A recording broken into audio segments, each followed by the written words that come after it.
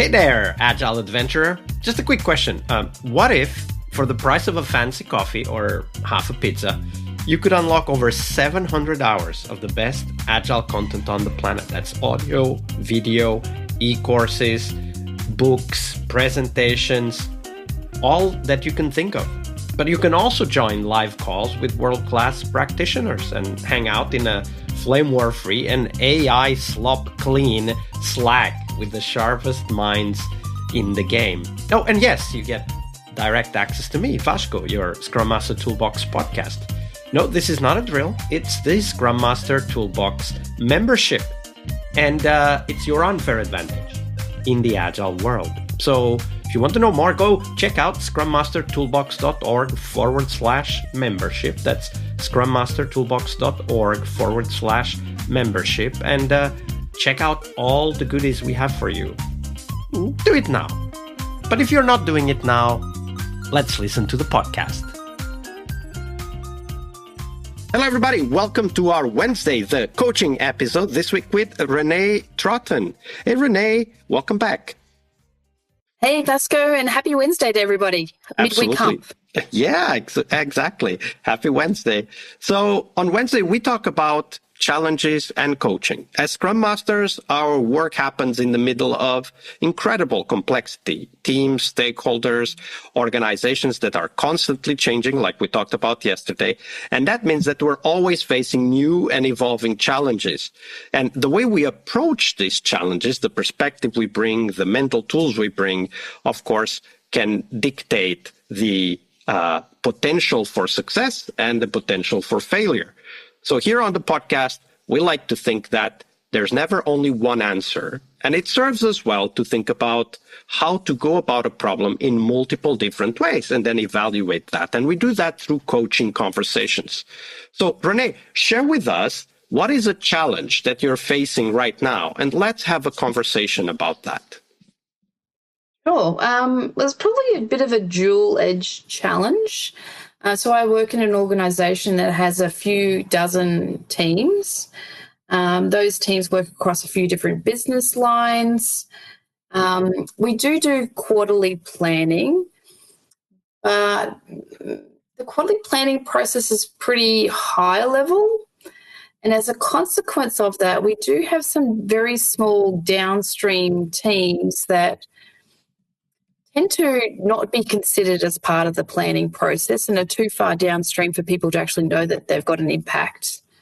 And so they end up having a huge amount of unexpected work inside of the quarter that leads to them having lots of peaks and troughs. We have a lot of services groups as well we have some challenges with planning for them. And so it's, say, dependency management, identification of that, and especially downstream areas is pretty challenging. If I had to say where the root of some of this could be is we're also not that great at discovery. And so we just start work and we just get going without necessarily thinking of who are all the players that we actually do need to involve and how much do we need to involve them, and sort of thinking about them a little bit early before we go into our sprints to deliver it. So what I hear you describe is something that I think we all face. And full disclosure, I'm a project manager by training. I often call myself a recovering project manager. And I do that. I use that term because even though I'm trying to apply Agile approaches, I very often end up falling back to the tool set that I learned when I was learning project management. And that has advantages. So there's a lot of great stuff within the project management body of knowledge. But there are also some incredibly important assumptions in project management that are not necessarily compatible with Agile software development and Agile businesses. So what I hear you say is kind of this contrast and perhaps this swinging effect between doing just enough planning so that we can get started, or doing too much planning because we want to know who is involved and how and when and so on, but then not really having time to get started. And I very often see teams and even organizations that are adopting Agile that swinging between these two extremes. I'm reminded of an organization where I worked at, where they are currently, as of late 2025, going through their third Agile adoption, where every time they adopt Agile, then they go back to project management, like literally, hire project managers, start the PMO and so on, then go back to Agile, and then go back to project management. And now they're the third time back to Agile. So do you feel that there's kind of this, perhaps a sense of loss for not having that more structured, detailed planning process that perhaps existed in that organization before? Yeah, I think it's interesting. And I think the swing is a really good analogy on it. For the actual, let's say, product teams, it's not a problem for them. I feel like they are comfortable with the ambiguity of not having a lot of detailed information up front. They're happy with being able to incrementally deliver sprint by sprint. It's more the downstream teams that aren't the product teams that are still dependencies, like, middleware or AI, for example, or even data. They're not embedded inside of those product teams, and they're not set off slightly to the side as a support team. They're really further downstream, and so they just don't see that work until, hey, we urgently need this. So either it's not enough upfront planning, or it's not enough visibility as part of quarterly planning, or what I did also sense check was maybe it's not enough prioritization as an organization. So yeah, you might have a pipeline of, let's say, 50 initiatives that you're working on as an organization this quarter. Have you actually stack ranked them? Because as a downstream team, what you could just do is to say, well, you just work in order of the priority of the organization. Okay, so that's a great point, because if we look at it like downstream, like you talked about downstream teams, imagine several rivers flowing into one main river, right? Like at some point, all the water will end up in that main river. But I guess the ironic and sadly ironic part of this is that in many organizations, that downstream team is probably by design under-resourced and understaffed 100%. Because of that peaks and troughs pattern that you described, right? Like, because they are not always busy. So eventually their managers say, hey, let's just move some people out to another team that needs more people, and let's keep this team as a smaller team. And then you end up with this upstream or product teams, as you call them, working, and then this some might call them service or shared service teams, kind of getting a lot of work potentially all at the same time, because if you do quarterly planning, the product teams are happy working on their own things in the beginning of the quarter. Come the middle of the quarter, they'll say, hey, we need data to do this. Hey, we need database to do this. Hey, we need operations to do this. And then all of the work kind of floods those service teams. Is that how you describe it? 100%. Yes, exactly. So what have you tried in that organization so far to try to cope with this? So what we are working on right now is that top to bottom stack ranked prioritization of initiatives. Then at a more detailed level for those shared service groups, just having a regular weekly or fortnightly almost like prioritization forum to say, okay, we've got all these different priorities, like where do we actually need to focus on? So that's an alternative that we're looking at as well. So rather than having the top-down prioritization, can we get a mini forum going?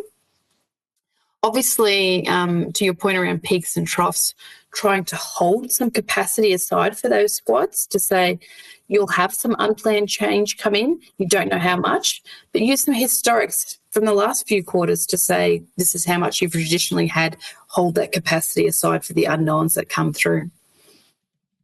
And then lastly, trying to get tech leads to be the ones to say, oh, I actually identify there is a downstream dependency, and then connecting the dots with those groups to say, I've actually do have work, we're in discovery, just want you to let you know this is coming next quarter. So I just wanted to do a very quick inventory of the possible approaches here, the top to bottom stack ranking that you talked about, have some excess capacity because we know some work will come at the end of the quarter. A couple of other things that came up to my mind was in one company where I worked, we established this shared code ownership approach where the shared service teams were kind of advising on code changes and accepting code changes rather than making the code changes, because that also brought the responsibility upstream to the product teams, but it kept the architectural coherence from the service teams who in the end needed to maintain that code base.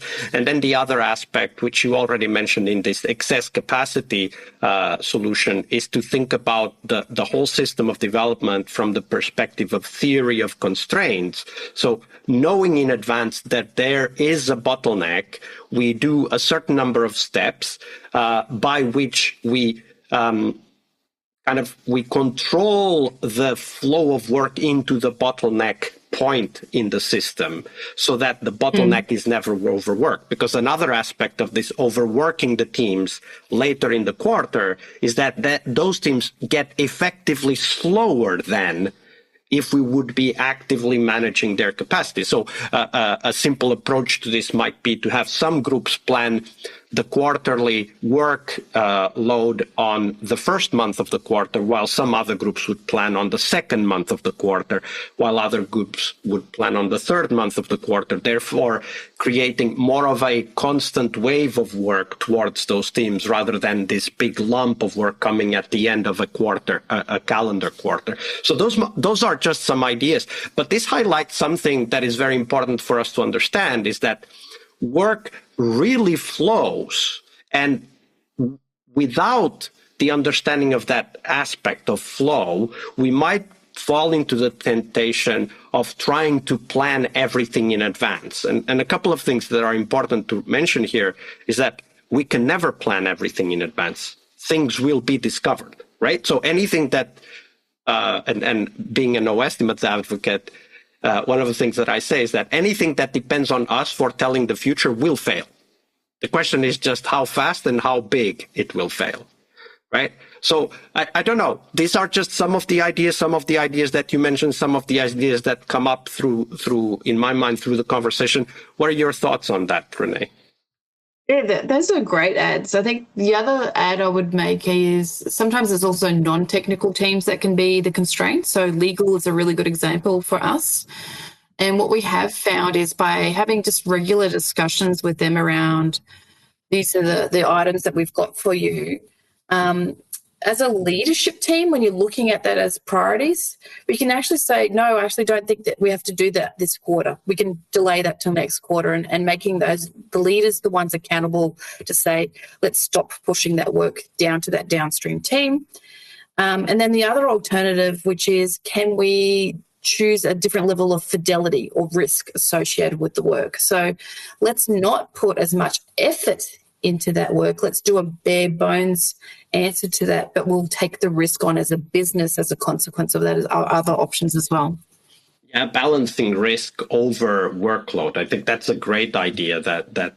And the goal of this type of conversations, just like we had now, and we hopefully have also at work, is not to be tied into one single possible solution, because then our ego becomes entangled with the solution, and then we stop listening to the system data, the system hints that are coming at us, but rather to consider many possible solutions, because some systems are just complex enough, and we have to sense our way into a solution rather than try to predict what solution will work in the future. And I think that this is why the experimentation mindset works so well, right? Like we could just say, hey, for the next quarter, let's try this. If this works, great. If it doesn't work, let's try something else for the quarter after that.